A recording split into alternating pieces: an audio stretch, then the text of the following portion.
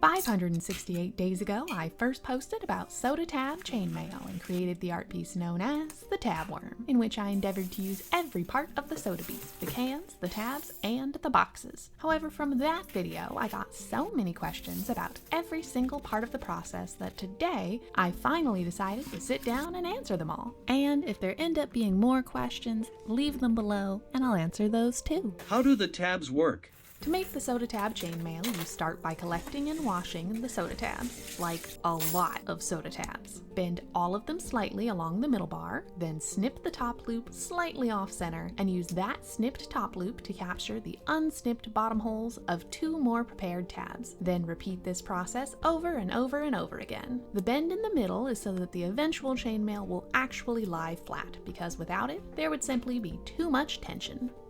How many tabs did that take? To make a 6" by 6" piece of soda tab chainmail stretched taut requires around 102 tabs. To create the original TabWorm, I only used around 254 tabs total. However, the piece I'm making here will use around 836 when all is said and done.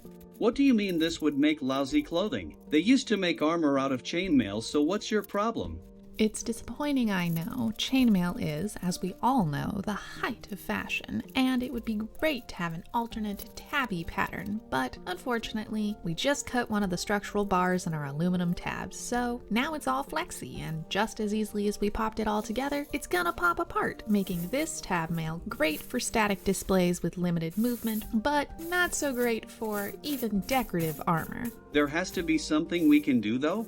Yes, use normal, flat, unsnipped tabs, stack 2 rows of flat tabs on top of each other, offset by half a tab, then weave ribbon, wire, or string through each of the sets of holes, so 2 strings total. This can be used as is, as a necklace or belt type thing, or you can connect several of these prepared strands together to create your desired garment. If you have other plans to reinforce the tabs, drop them in the comments below, and I'll give them a try in another few hundred days. What is the hand-cranking strip cutter you are using? An old, retired from food use, pasta maker. It works well for slicing up the cans and boxes, but it gets absolutely wrecked if you let the material wrap back around the blade after being sliced. Can you go more into the weaving? After slicing up the boxes, I use some glue or double stick tape to connect the strips together so they are nice and long. Then tape a bunch of them to the table side by side and flip up every other one. Slip in another strip, then flip up the other half and slip in another,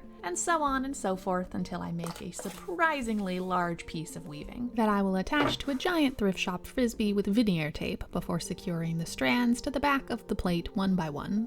Did you really use every part of the soda beast in this? This time around, I've found even more uses for the soda carcass by incorporating in a can opener. I can steal the butt of the soda can and use it to make a button. After releasing the butt, I can drill a couple of holes into it to thread the wire through for securing the button later. Then cover it with another weaving made of sliced up soda cans this time. These are much easier to attach than the boxy strips were, as I can simply fold the metal over the edge of the dome before adding a wooden disc to act as a button backer to pressure fit everything in place. How did you not slice your fingers off?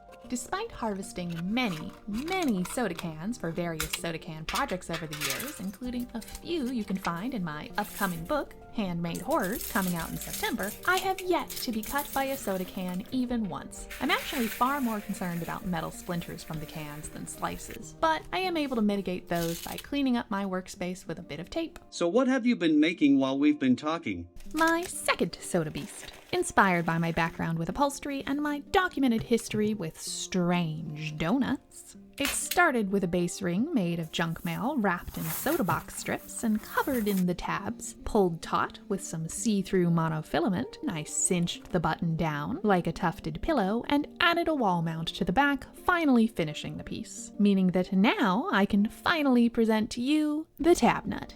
And for a bonus question, truly one of the most commented things on the TabWorm video. What do you mean you stopped drinking 1,963 days ago? That's impossible. You would die after like 3 days. This liquid cleanse is still going strong, and I'm healthier than ever. I mean, just look at this glow. And if you want to see more of these bare bones and trashy crafting, don't forget to like and subscribe and check out my upcoming book, Handmade Horrors, out in September.